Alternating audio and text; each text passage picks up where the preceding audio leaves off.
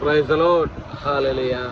പ്രിയപ്പെട്ടവരെ, ഇന്ന് ഈശോ നമ്മോട് പറയുകയാണ് അവിടുത്തെ സന്നിധിയിൽ നമ്മെ പുനഃസ്ഥാപിപ്പിക്കാമെന്ന്.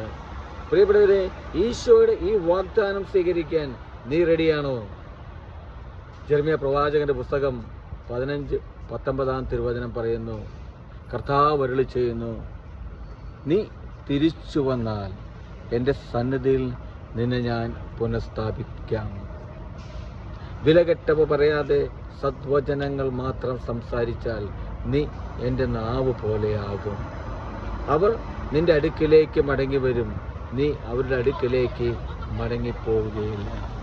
പ്രിയപ്പെട്ടവരെ, ഈശോ പറയുകയാണ് എന്നോടും നിങ്ങളോടും അവിടുത്തെ സന്നിധിയിൽ നമ്മെ പുനഃസ്ഥാപിപ്പിക്കാമെന്ന്. അതെങ്ങനെ പ്രിയപ്പെട്ടവരെ?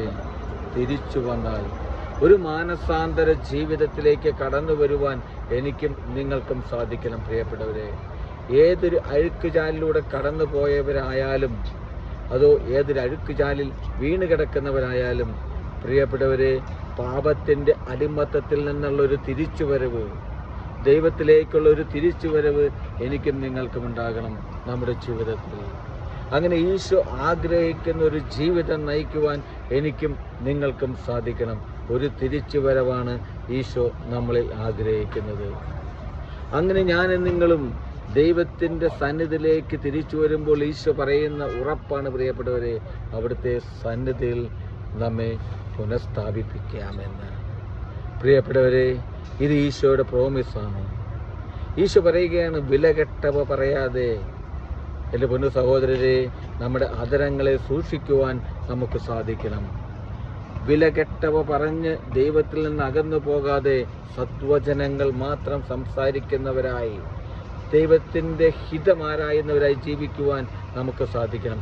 ഈശോ പറയുകയാണല്ലോ പ്രിയപ്പെട്ടവരെ, അപ്പോൾ നമ്മുടെ നാവും അവിടുത്തെ നാവ് പോലെയാകുമെന്ന്. എൻ്റെ പൊന്നു സഹോദരരെ, ഇത് ഈശോയുടെ വാഗ്ദാനമാണ്. ഈശോ നൽകുന്ന ഉറപ്പാണ് പ്രിയപ്പെട്ടവരെ. ഈശോ പറയാണ്, മടങ്ങി വരുവാൻ, നമുക്ക് തിരിച്ചു വരുവാൻ നമ്മുടെ ജീവിതത്തിൽ സാധിക്കട്ടെ. ഒരു തിരിച്ചുവരവ് എൻ്റെ നിങ്ങളുടെ ജീവിതത്തിൽ ഉണ്ടാകണം പ്രിയപ്പെട്ടവരെ. ഈശോ ആഗ്രഹിക്കുന്ന ഒരു തിരിച്ചുവരവ് അവിടുത്തെ സന്നിധിയിൽ നമ്മെ സ്ഥാപിക്കും, അവിടുത്തെ സന്നിധിയിൽ നമ്മെ പുനഃപ്രതിഷ്ഠിക്കും. പ്രിയപ്പെട്ടവരെ, ഓർക്കുക, അതിനായിട്ട് മടങ്ങി വരാൻ. ഹല്ലേലൂയ. ആമേൻ.